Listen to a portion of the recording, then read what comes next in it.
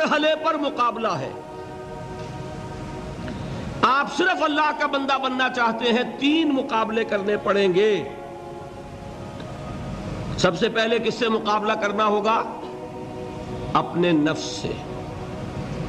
وہ جو کل شعر سنایا تھا کہ مسجد تو بنا دی شب بھر میں ایمان کی حرارت والوں نے، من اپنا پرانا پاپی ہے برسوں میں نمازی بن نہ سکا.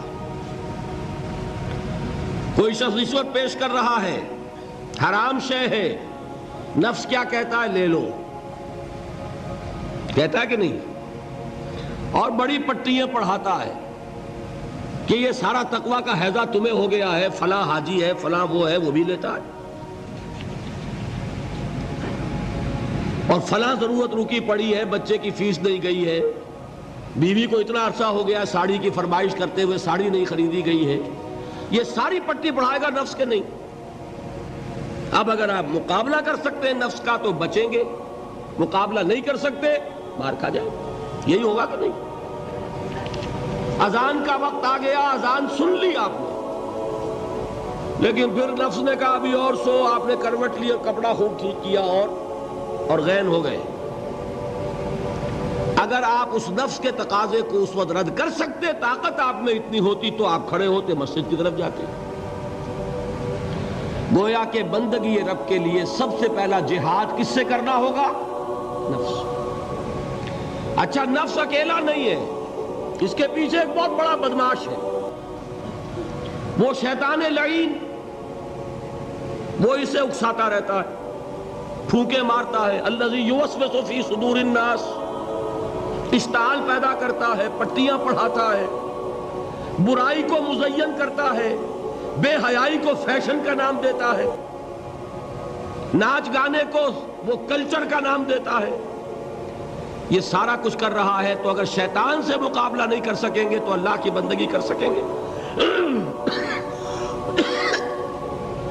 تیسری چیز، معاشرہ بگڑا ہوا ہے. بگڑے ہوئے معاشرے کا ایک دباؤ ہے آپ پر.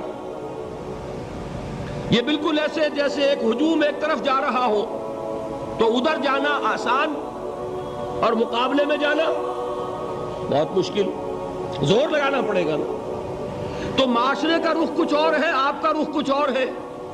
معاشرہ نہ خدا کو جانے نہ رسول کو جانے. آپ چاہتے ہیں اللہ اور اس کے رسول کے حکم پہ چلنا، کشمکش کرنی پڑے گی کہ نہیں؟ بہت پیارے ہیں وہ مصرے، زمانہ بات و نہ سازت تو با زمانہ ستیغ. زمانہ تمہارے ساتھ اگر موافقت نہیں کر رہا، زمانے سے جنگ کرو. اور بے غیرت اور بے حمیت اور بودے اور بزدل اور کچے لوگوں کا اصول کیا ہے؟ زمانہ بات و نہ سازت تو با زمانہ بساز. زمانہ تمہارے ساتھ موافقت نہیں کرتا، بھائی تم زمانے کے رنگ میں رنگے جاؤ. آسان راستہ کون سا ہے؟ زمانہ تمہارے رنگ میں نہیں آتا، تم اس کے مطابق ڈھل جاؤ، کوئی تکلیف ہوگی.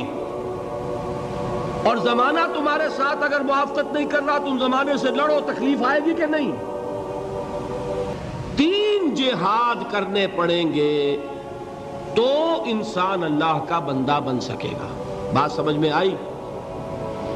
اسی لیے جب پوچھا گیا حضور سے ای الجہاد افضل یا رسول اللہ، اے اللہ کے رسول سب سے افضل جہاد کون سا ہے؟ آپ نے فرمایا ان تجاہد نفسک فی طاعت اللہ.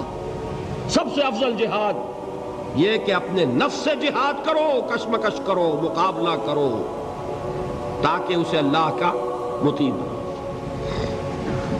یہ جہاد ہے افضل الجہاد. پہلے میں نے کہا تھا پہلی منزل سب سے اہم، تو جو پہلی منزل کا جہاد ہے وہ افضل الجہاد. بالکل 2 اور 2 4 کی طرح کی بات ہے. اور اسی کو کہا گیا جہاد اکبر. جب آپ غزوہ تبوک سے واپس آئے ہیں، آپ نے فرمایا مسلمانوں یہ نہ سمجھنا جہاد ختم ہو گیا. رجعنا من الجہاد الاصغر الى الجہاد الاکبر. وہ تو چھوٹا جہاد تھا جو ہم کرنے گئے تھے کافروں سے خلاف. یہ بڑا جہاد ہے جو مدینے میں رہ کر ہوگا، ہر آن ہوگا. وہ تو کبھی ہوتا ہے کبھی نہیں ہوتا، یہ ہر وقت ہوتا ہے، ہر صبح ہوتا ہے، ہر رات ہوتا ہے، ہر شام ہوتا ہے، ہر لحظہ ہوتا ہے. ہر وقت کشمکش ہے خیر و شر کی، حلال اور حرام کی، صحیح اور غلط کی، زمانے کی روش اور دین کا تقاضا ٹکرا رہے ہیں۔ آپ اگر اس راستے پر پہلا قدم رکھیں ایک عزم کے ساتھ تو ہوش ٹھکانے آ جائیں گے، دن میں تارے نظر آئیں گے، 14 طبق روشن ہو جائیں گے کہ دین کا نام لینا آسان ہے، چلنا بہت مشکل۔ چمی گویم مسلمانم بے لرزم کہ دانم مشکلات لا الہ